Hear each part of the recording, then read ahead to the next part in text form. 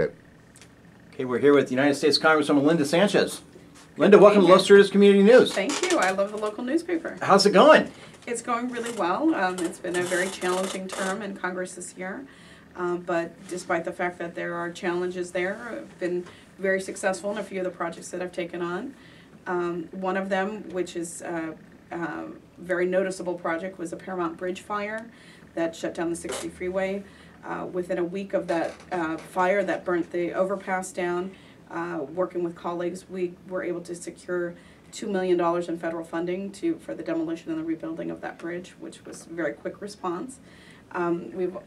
Most recent success that I've had this week in Veterans Committee, we marked up and passed out of committee a bill that will help veterans be able to continue to pay their mortgages by not allowing variable rate loans, the interest rates to raise too high so that they can continue to make those payments and stay in their homes. Two other really quick successes, not quick in that they took a while, but quickly to mention them. Gender equity in insurance premiums. Because of the Affordable Care Act's passage, women will no longer be charged higher premiums simply because we have ovaries, simply because we are women.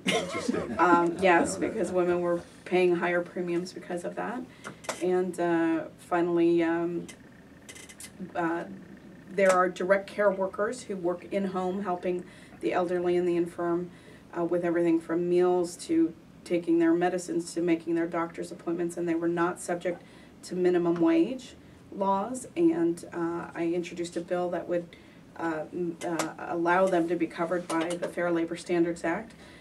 We got the Department of Labor to pass the regulation internally so that now these workers have at least minimum wage protection. So let's go back real quick. Why don't you tell us a little bit more about your, we know you here at Los Cerritos Community News, and I know a lot of people do, but this is basically a new district for you. So why don't you tell our readers and our viewers a little bit more about yourself personally? Sure. I grew up in Southern California. Both of my parents immigrated from Mexico. I come from a family of 7 kids because my parents really believed in opportunity in this country and education in this country. All 7 of us attended college. We all give back to our communities, and a couple of us have chosen a career in public service as a way to give back. The job that I do, I never forget that it's voters who elect me. They are the people that I serve. I consider myself a public servant, and as such, I try to do as good a job as I can representing the many communities that are in my congressional district. And it's quite diverse, and the needs are different from, city to city, but I think that I do a good job along with my staff in trying to be accessible to those communities, responsive to their needs. We try to make sure that we deliver funding for very important projects, whether it's anti-gang programs in the schools or monies for rebuilding infrastructure. We work very hard to make sure that California receives its fair share. And so talk about you have a new district that you're running in. Correct. Talk about that compared to the your previous district that you currently have served. Sure. And how that came about. Sure. The current district that I represent includes about 11 communities. The cities of Southgate, Linwood, Paramount, Artesia, Cerritos, Lakewood, Hawaiian Gardens, La Mirada, part of the city of Whittier, South Whittier, Los Nietos, part of Florence Firestone area, and part of the city of Watts. Because of the redistricting that just occurred through the Independent Commission, which is the first time we've had districts drawn by an independent commission, the district will change somewhat. I will be running in a district that includes about 50% of the new district is territory that I currently cover. I will be losing the cities of Southgate, Linwood, and Paramount, and I will be picking up the cities of Norwalk, Santa Fe Springs, Pico Rivera, Montebello, South El Monte, part of the city of Bellflower, and also the city of La Palma, which is in Orange County. Right? I know I had a quick question for you. I wanted to know how it came about in regards to, because we had interviewed Congresswoman Napolitano in regards to her fact that she's now running up in northern San Gabriel Valley. How did that come about?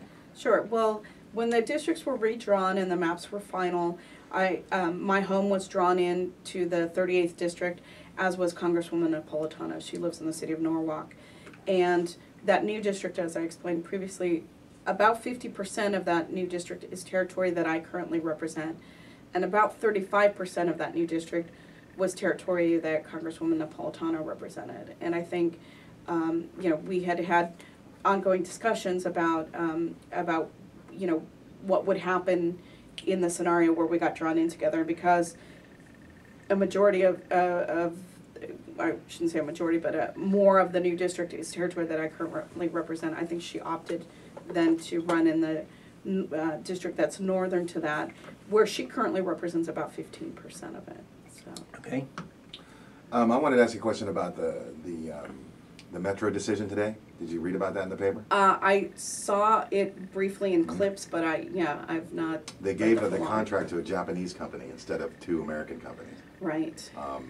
This sounds like Bush politics all over again, where we're shipping the jobs overseas. So they're claiming that's going to create slightly less jobs, but they're going to build a plant here. So I just wanted you. I know it was in the paper this morning. Right. I saw that in the clips, and I'm aware of the decision that was made. I, always think it's unfortunate that when we don't give those kinds of contracts to businesses that are located in the United States, because clearly that means more jobs, and for each job that we create or maintain in this country, it has a ripple effect through the economy, because the person who has that job spends their money locally, so it does act as a economic stimulus in the local community. And it's always tough when you hear about those decisions where they've chosen to go with a foreign manufacturer. The one thing that I am hopeful of is that they have agreed to use American labor for some of the construction of the cars. So, I'm hopeful that will be at least some job creator here in the United States. But really, I think part of consumers' education is understanding that when they buy American-made products, they're helping their own local communities, really. And we need to do more to try to preserve manufacturing in this company and attract it back from overseas. There is currently, the Democrats in Congress have an agenda called the Make It in America agenda, which is a compilation of about 15 pieces of legislation that we believe, if we could pass, would help create those incentives for manufacturers to stay in this country and to grow their manufacturing here and allow them to compete on a more level playing field with their foreign competitors. Because oftentimes some of the policies of these foreign countries puts our manufacturers, who are just as good if not better, at a disadvantage through things like subsidies and other types of things. So I heard we're on the radio, we're within shooting distance of maybe taking back the House in 2012. There is a 25-seat target for Democrats to be able to take back the House. It's a very doable proposition, but it just kind of depends on what the mood of voters is this November. I think we're starting to see folks really regret the decision in the last election cycle to go with the Tea Party, which seemed like they were going to come in and fix everything, and quite frankly have only made everything worse. These people ran on a platform that Washington was broken, that there was gridlock, that they were going to come and they were going to represent the true interests of America and they were going to make things happen. And they got to Washington and they're just further sand in the gears because they're not willing to compromise. They're not willing to, try to govern this country in the way that it needs to be governed. And they're so ideologically wedded to their positions that they're willing to play this game of brinksmanship where we just kind of limp along from manufactured crisis to manufactured crisis. And that's not a way to run a government. I mean, you wouldn't run a business that way, and certainly, crippling the country by this, allowing things to get to the brink of expiration, before doing short-term, short-term extensions of things. That's not a way. Talk about the student loan bill right now, yeah. Student loans, which hits very close to me. I financed my education through student loans, and I worked to put myself through school. And until last year, I had still been paying off my student loans. I finally paid off my student loans. It only took me 20 years. Wow. But the interest rates are getting ready to double, and Democrats put forth a bill. We introduced legislation that would keep the interest rates as they are, because we've seen cutbacks at the state level to education and increases in tuition and cost of books. For students, it's really becoming a huge burden to finance a higher education. Republicans, in their mind, it made sense to them. They introduced a bill that said, okay, we'll keep the interest rate on student loans from doubling, but the way we're going to pay for that is we're going to take $12 million out of preventive health care for women. So these are things like mammograms, preventive health screenings that help save lives, and that's how we're going to pay for this, which is completely unconscionable. Think about it, if you're a female student, you're having to choose between having a lower interest rate on your loan or having preventive care that can save your life. Really an unconscionable thing for them to do. And of course, on party line vote, it passed the floor of the House. The president has threatened to veto it. I don't think that it'll make it out of the Senate. So I hope Republicans will come back to the table and look at the Democratic pay-fors, which don't force those kinds of impossible choices. Has Washington gotten too partisan since you've been there? Washington, I've served there for 10 years now, and I thought it was pretty partisan when I first came in. This year is so extreme. There's nothing that compares with it. Is it because it's an election year, or no? I think it's just the way it is now. I think a lot of the more moderate members have lost in primaries, or they're punished by the Republicans. If you're not conservative enough, they run more conservative candidates against you, and a lot of moderates lost in their primaries. I think a lot of it was driven very much by the Tea Party freshmen. There's about 80 of them. And again, they came to Washington to be the fixers of the system, and they've only made it worse because they are completely inflexible. And you can't negotiate with somebody who says, I won't take anything less than 100% of what I want and 0 of what you want. That's not negotiation. I want my marbles and I want them now. Exactly. Yeah. And it makes it a very challenging atmosphere in which to conduct the country's business. I mean, people want the country to run. They want members of Congress to do their job, but it's very hard when you are in the minority and you're working with people who are essentially unwilling partners. Have you gotten any response from your constituents in the new district? We have not gotten mail from the new district, primarily because as it is, many of those cities, Congresswoman Napolitano already represents, Yeah. but they haven't started writing my office. How about your current district? Yeah, we definitely How get. do they feel? People are angry. I think. Are they angry at you?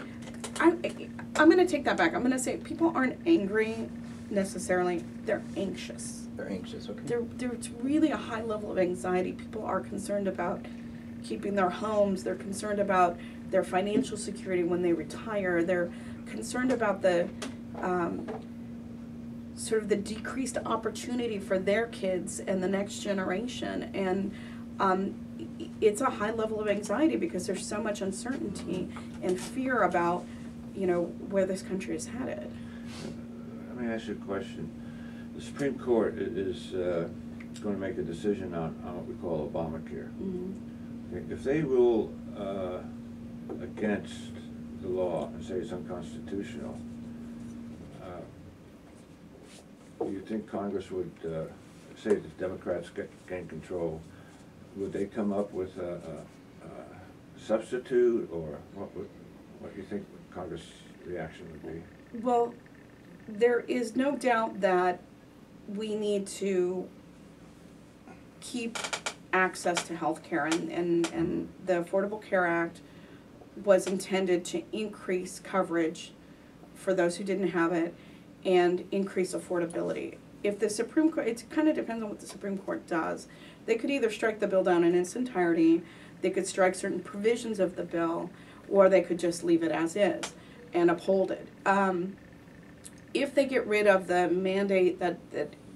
every person has to purchase health insurance, that really kind of unravels the whole thing, because the premise of the Affordable Care Act was that there are many people who have no health care coverage, and if you can bring them into a system and get them paying low premiums, that the risk is spread among a greater population. And one of the biggest numbers of uncovered Americans without health care are young adults, who, by the way, also happen to be healthier than the average person with insurance. So if you can bring in healthier people that are gonna not need as much health care, and you can get them, again, paying affordable premiums, but paying into a system, so there's something catastrophic happens to them, or an accident or whatever, they've got coverage, but they're also paying premiums into a system in a larger pool with older Americans, it makes it affordable for everybody. So if they strike that provision, it really hurts the overall premise of affordability and increased coverage. Now, there's a lot of items that have already taken hold in the economy medically, Yes. and those would be struck down? You think? Well, Or what would happen? well, it's important to remember that the Affordable Care Act hasn't been fully implemented. It doesn't Yeah. get fully implemented until 2014. So certain provisions have come into being.